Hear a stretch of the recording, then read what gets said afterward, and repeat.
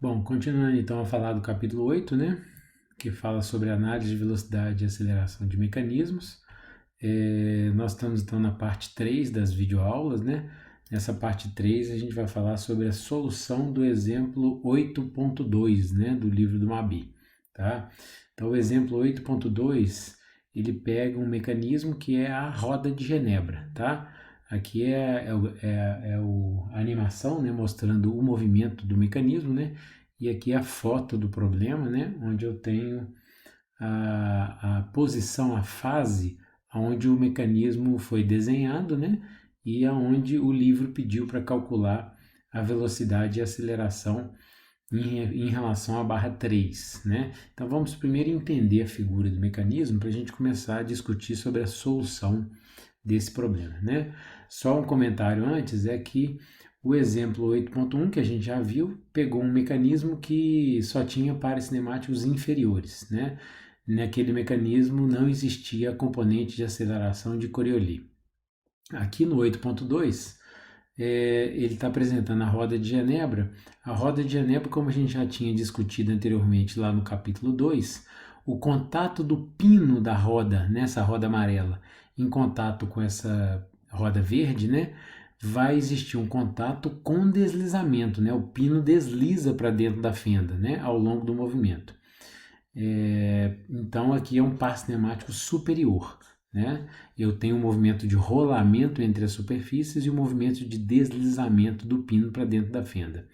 Então, nesse mecanismo eu vou ter a componente de Coriolis, tá? Ela vai ser diferente de zero. E aí, se a gente entender bem como que eu tenho que resolver um problema, nesse caso, onde a componente Coriolis é diferente de zero, eu consigo, então, entendendo esses dois exemplos, o 8.1 e o 8.2, a gente consegue pegar qualquer outro problema e resolver sem maiores dificuldades, tá? Então, a primeira coisa importante, né, para a gente observar na figura do problema é que ele desenhou o mecanismo numa posição que o pino já entrou dentro da fenda. Repare que o sentido de rotação da roda 2, né, do disco 2, é o mesmo sentido de rotação dessa animação, sentido horário. Então ele desenhou o pino já está dentro da fenda e já está fazendo a roda 3 girar, né? Então, do jeito que está mostrado aqui, né? Do jeito que nós temos o ômega 2 está girando no sentido horário, então a barra 3, né? Da forma como ela já está em contato, ela vai estar girando no sentido anti-horário, né? Então, o sentido de rotação da barra 3 vai ser sentido anti-horário. Esse seria o ômega 3, né? O ômega 3 vai ser uma variável, né, do meu problema que eu estou querendo calcular, certo?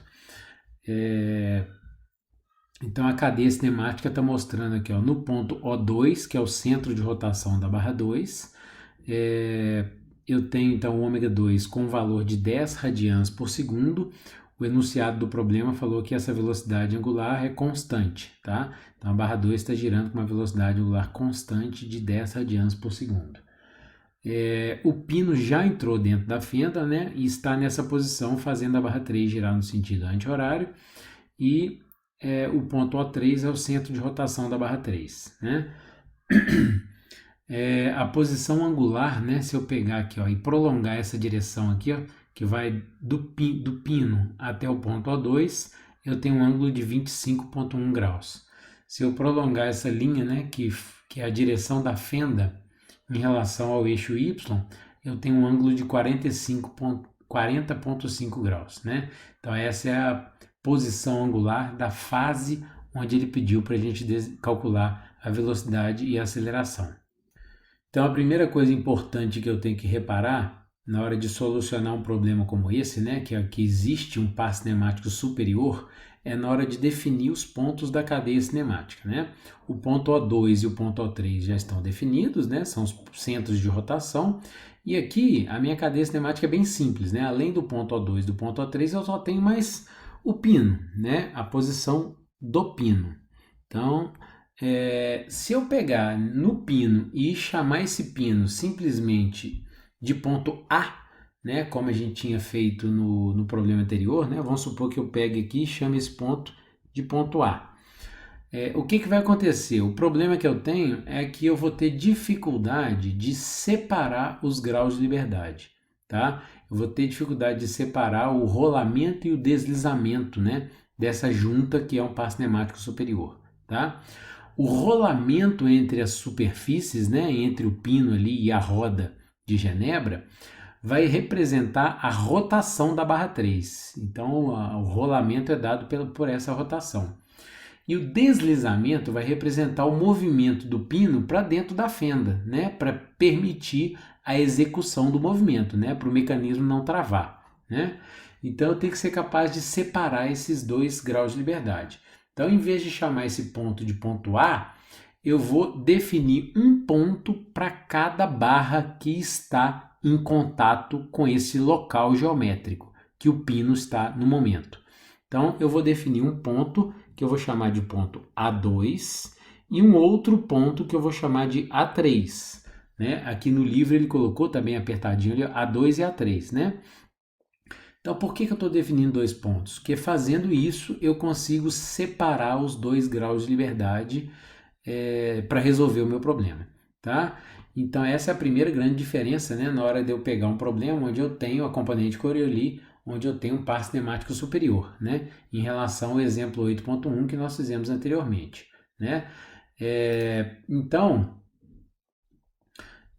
fazendo isso, né, a definição dos pontos, o ponto A2 é um ponto que faz parte da barra 2. É importante falar que esse ponto só é definido na barra 2, então é como se ele nem soubesse que a barra 3 existe, né? Então a referência dele é a barra 2. E ele vai representar o centro do pino, porque o pino faz parte da barra 2, tá? Então a distância do ponto A2 até o ponto O2 foi dado aqui, ó, O2A2, que vale 50,8 milímetros, né? Essa distância não varia no tempo, né? Na hora que o mecanismo começar a se movimentar, esse 50,8 é constante, ele não varia no tempo porque a barra 2 é uma barra rígida, né?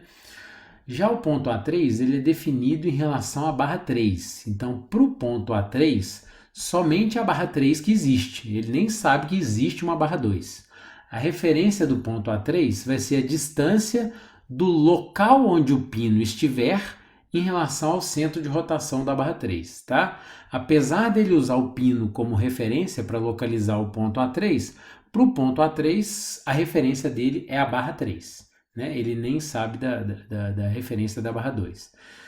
A distância do ponto A3 até o ponto O3, que está aqui, ó, nesse instante de tempo que foi desenhado, vale 33 milímetros.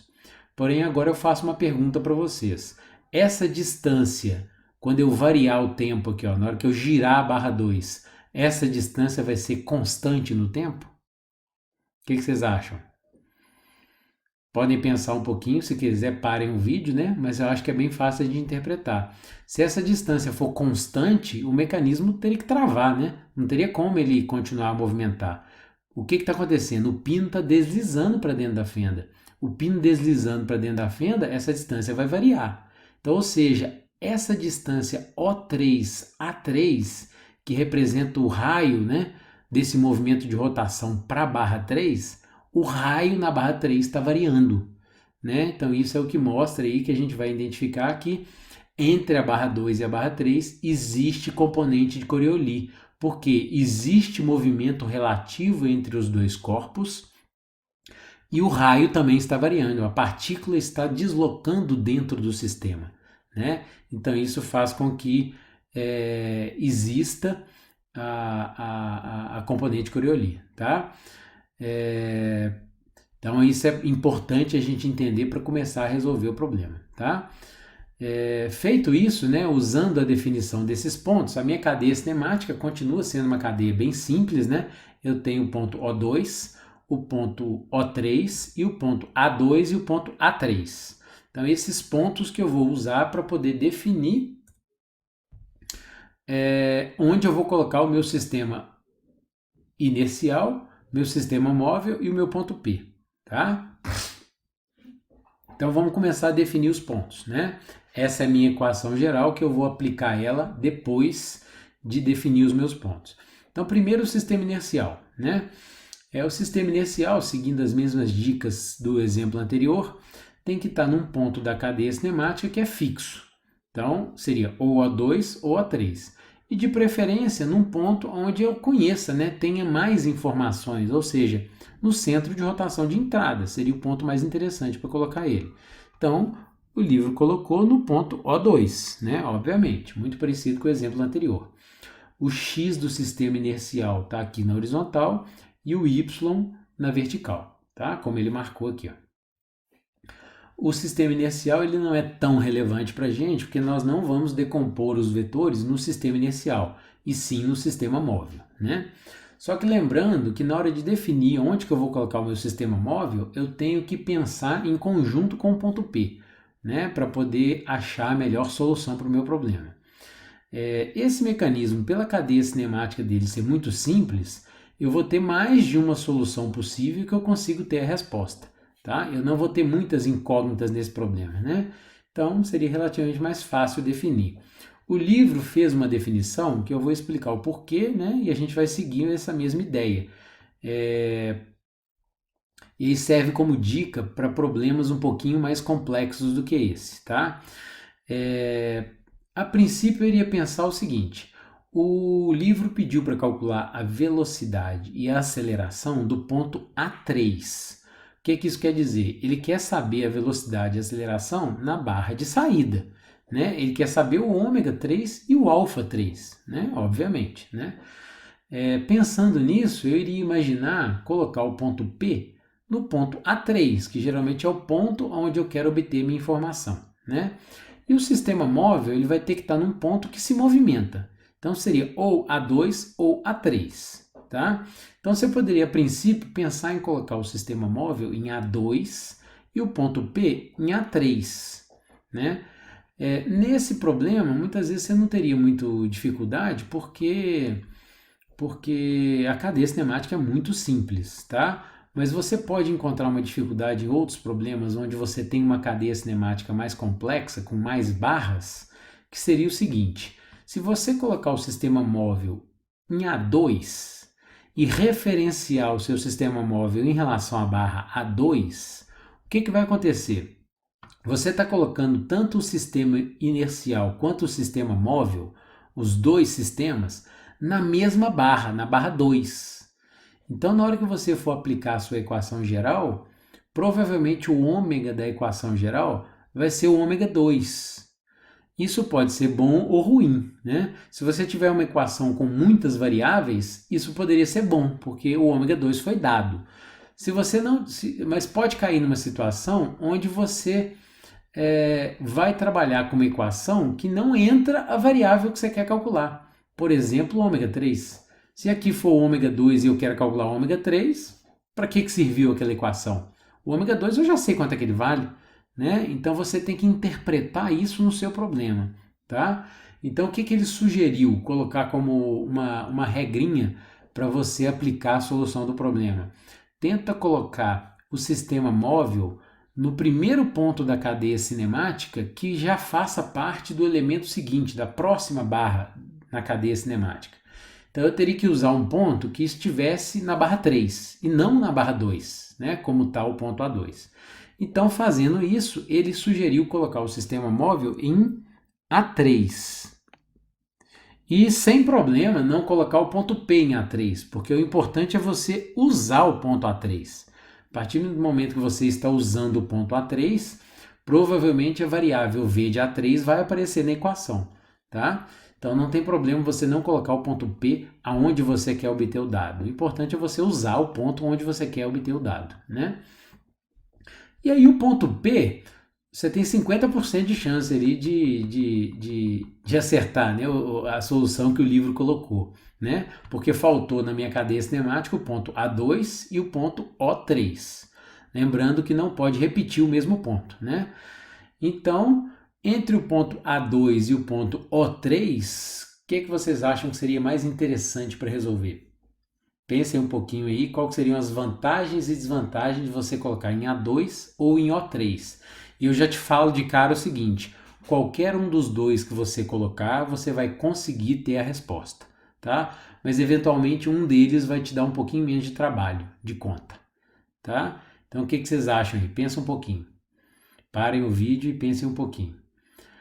A resposta é a seguinte: se eu colocar o ponto P em A2, né, que foi o que o livro fez, o que seria interessante eu colocar o ponto P em A2? Se eu colocar o ponto P em A2, olha o que vai acontecer aqui, ó, no meu sisteminha de coordenadas lá que a gente usou. Eu vou estar trazendo o ponto P para cá, ó, para esse lugar aqui, ó, né? Concorda? O ponto P e o sistema móvel, né, aqui, ó, vão estar no mesmo local geométrico. Então o que vai acontecer com o vetor R? O vetor R vai sumir, né? Vai valer zero, né? E isso vai simplificar, né? Não só a equação da velocidade, mas vai simplificar mais a equação da aceleração, onde o vetor R aparece em pelo menos duas componentes, né? Então ele usou essa definição muito por conta dessa possibilidade, né, de simplificar a equação, né? Apesar de que se você usar o ponto O3, eu sugiro até vocês, depois que entenderem essa solução que o livro colocou, tentem colocar o ponto P em O3 e resolver, vocês vão ver que a equação geral vai mudar um pouquinho, mas vocês vão conseguir achar exatamente o mesmo valor, tá? Porque a cadeia cinemática ela é muito simples, né, desse problema, tá? Então, ó, com essa definição que o livro sugeriu, né, ficou faltando só uma coisa, né, importante. Onde que nós vamos orientar o nosso sistema móvel? Para onde vai estar o eixo X, o Y e o Z, né? E aí aquela regra nossa continua válida. Vamos colocar o eixo X na direção da cadeia cinemática. A direção da cadeia cinemática é na direção do segmento A3O3, né? Então nessa direção aqui a gente botou o eixo X minúsculo, né, do sistema móvel. Fazendo 90 graus com ele colocou o eixo Y. Consequentemente, o eixo Z está saindo da folha do papel, saindo do quadro, né? E agora eu vou aplicar a minha equação geral nos dados do problema, né? Nos dados que eu escolhi e que eu defini para o meu problema, né? Então a primeira coisa, né? VP. VP é a velocidade do ponto P. Se eu coloquei o ponto P em A2, o VP na minha equação geral vai representar o V de A2, né? Semelhante ao que a gente fez no exemplo anterior, né? O V0, o que representa o V0? É importante a gente observar e analisar que esse sisteminha de coordenadas, né, e a definição desses parâmetros nos ajuda a interpretar o que significa cada uma dessas componentes, tá? Então eu sei que aqui dentro eu vou ter que ter um vetor capaz de capturar a rotação da barra 3, né, que é o movimento de rolamento entre as superfícies, e vou ter que ter um vetor capaz de capturar o deslizamento do pino para dentro da fenda, tá? Que eu estou separando os 2 graus de liberdade dessa junta, desse par cinemático superior, né? Que tem 2 graus de liberdade, né? Contato com deslizamento. Então o que eu vou ter? O V0. O V0 representa a velocidade, né, do sistema de coordenadas móvel, né? Seria a velocidade do sistema de coordenadas móvel em relação ao inercial. Porém, o sistema móvel está em A3, que só consegue enxergar a barra 3. E o sistema inercial está em O2, né? Mas o O2 está representando o solo, né? Então, o que o V0 vai ser capaz de representar seria a velocidade do ponto A3 em relação ao solo. Qual que é o centro de rotação do ponto A3 em relação ao solo? O centro de rotação do ponto A3 em relação ao solo é o ponto O3, né? Então, a velocidade do ponto A3 em relação a O3 nada mais vai ser do que o vetor V de A3, né? Então, na minha equação geral, o vetor V0 vai significar V de A3, né? Então eu estou interpretando os dados, a minha equação geral, nos pontos que eu defini para os meus sistemas de coordenadas, né? Então veja bem, esse vetor V0, ele é que vai ser capaz de capturar o rolamento entre as superfícies, né, da barra 2 e da barra 3, que está gerando a rotação ômega 3, né? O V de A3 que define o ômega 3, né? Então aqui está um dos graus de liberdade do meu par cinemático superior, né? E obviamente aqui, ó, o vetor V, né? O que representa o vetor V? O vetor V, quando a gente deduziu a equação geral, a gente não falou que o vetor V não é aquele dr dt, né? A velocidade em que o raio está variando. Então, olha bem, o que é essa velocidade que o raio está variando? É a velocidade que o pino está deslizando para dentro da fenda, né? A velocidade em que, nesse caso aqui, o pino está entrando para dentro da fenda, né? Ele vai entrar para dentro da fenda até esse ponto chegar na posição mais vertical aqui, ó, mais profunda, né? A partir daí ele vai começar a sair da fenda, mas por enquanto ele está entrando na fenda, né? E a definição do vetor V, o que ele representa? É importante a gente interpretar aqui, ó. O vetor V representa a velocidade do ponto P no sistema móvel. E aí, aparentemente, você pode ter uma interpretação um pouco errada, porque se você olhar para cá, você vai falar qual que é a velocidade do ponto P, que é o ponto A2, em relação ao sistema móvel, que é o ponto A3. Como os dois pontos estão representados no mesmo local geométrico, você pode ter a impressão de que esse vetor seria zero, tá? Porque eles estariam representados no mesmo local geométrico, né? Porém, o ponto A3, ele está transladando em relação à barra 3. Em cada ponto, ele vai estar num lugar diferente, né, da barra 3. Então, existe esse movimento relativo entre as fases que eu estou analisando, né? E esse vetor V, que é capaz de capturar a variação do raio, ele vai capturar a velocidade que o pino desliza para dentro da fenda, tá? Então é importante interpretar o significado de cada um dos vetores, né? Então é importante você até escrever o que esse vetor V representa. É a velocidade de deslizamento do pino, né? O deslizamento do pino para dentro da fenda. Então aqui eu acabei de separar os dois graus de liberdade do meu par cinemático superior, tá? Fazendo isso, eu vou conseguir resolver o meu problema e calcular tudo que eu preciso calcular nele, tá? A minha última componente, né, que é o ômega VEC R, primeira coisa que eu poderia interpretar é o seguinte: o ômega é a velocidade angular do sistema móvel. Nós colocamos o sistema móvel em cima do ponto A3, que faz parte da barra 3, e a gente colocou o X orientado na direção da fenda. Onde essa fenda estiver apontando, o X está apontando também. Então, obviamente que na hora que o meu sistema móvel girar, o giro do sistema móvel vai ser representado pelo ômega 3 e não pelo ômega 2, né? Então, lá eu sei que o ômega seria o ômega 3, né? Porém, né, o vetor R, que é a distância do ponto P em relação ao sistema móvel, e aí a distância entre esses dois caras, eles estão representados no mesmo local geométrico, então o vetor R vai valer zero, né? Então esse vetor R aqui, ó, o R vai valer zero, né? Para essa definição de pontos que nós fizemos, ok? Então, ou seja, a última componente zera, né, por conta dessa definição que nós escolhemos para poder até simplificar um pouquinho a nossa equação, tá?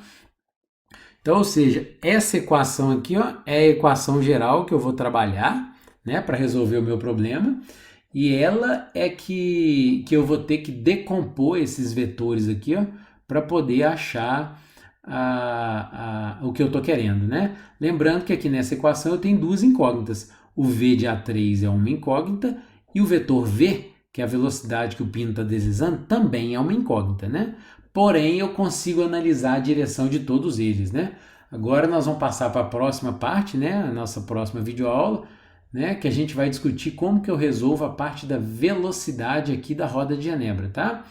E aí nós vamos discutir a direção de todos esses vetores e decompor todos esses vetores, ok?